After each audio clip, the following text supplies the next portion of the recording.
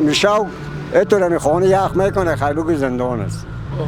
والا و تفلکای تو هم خورتک خورده؟ خدا وسیلی هم میگیری کنه. الهی آمین.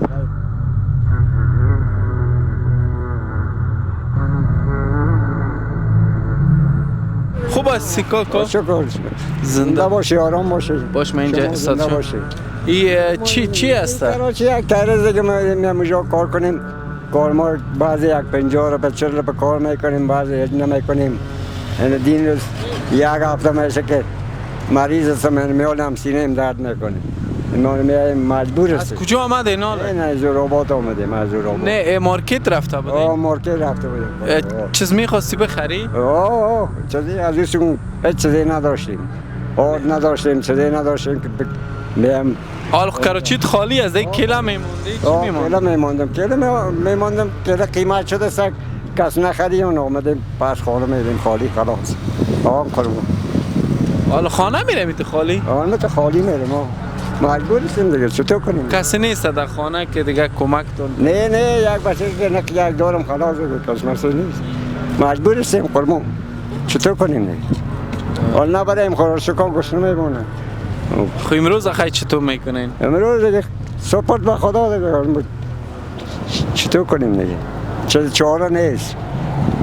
سابق چقدر که کیلا میخریدین دی منداختین؟ کیلا من باربری میکردم. مثال 200 200 200 روپیه یک 200 روپیه کار میکردم. حالا 50 روپیه نمیشه. 40 روپیه نمیشه. این میالی 20 روپیه کار کردیم. این 20 روپیه چی میشه؟ 2 دانه نان میشه. روغن نه، چای نه، بوره نه، هیچ چیز نه. بغیر دربار خدا. مجبور هستیم. خانه از خود دانه است؟ نه. او هم کرایه میتین؟ او هم کرایه. چند میتین کرایه؟ 4000 کرایه میگه. 4000 بسیار به یک مشکل. و میان 2 ماه کرایه سرم چپ است. قرضدار مانده. قرضدار مانده ما. اگه بخواین که مثلا یک کیلا پرتین، دی چند مصرف خواد بیا که پر شود از کیلا؟ یک 3000 4000 بندازی که پر شود. خب باز چقدر از او فایده میکنه؟ حالا خود زمستان است کس نمیخره. اگه بانش و یخ میزنه و گونموی که ماندگان مصرف به جای است دیگه. و با زمستان بخاری چیز مثل در خانم نمونده؟ نه یک جان چوب نگرفته.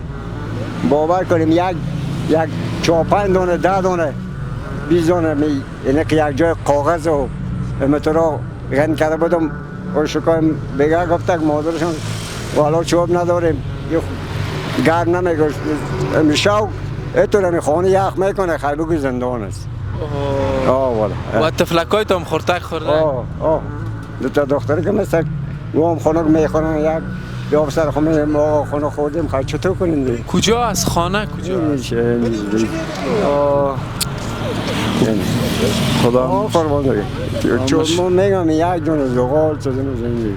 و مواد خوراکی چی باز از لحاظ خوراکی دارین چیزی بخورین؟ هیچ چیز نداریم. والا اگه آرد داشته باشیم، روغن داشته باشیم، اگه برنج داشته باشیم، والا نام خداست. میال سفیده بزنیم دین روز نیم سری آرد بچی رقم خریدیم. واقعا خیلی سخت است. الهی منتها مشکلات تا حل کنه. خدای بزرگوار. الهی آمین.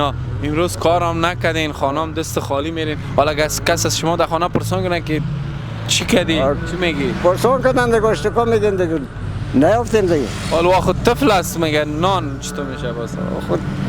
خدا میرمون. خدا میرمون خیلی چطور کنیم؟ پس مبرایی هم از خانه یا دیگه تا شب نمیبرایی؟ باید چاش یک کراچی دیگه داشتم. با در چاش میرفتم سرک دور.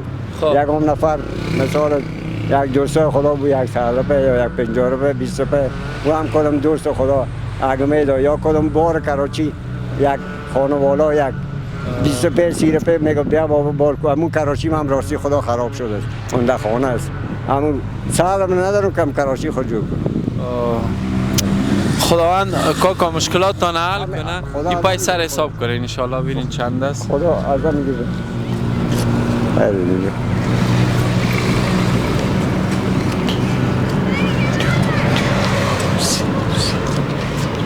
یک چیز میشه ان شاء الله. ان شاء الله خدا وسیله همه گیر کنه. الهی آمین.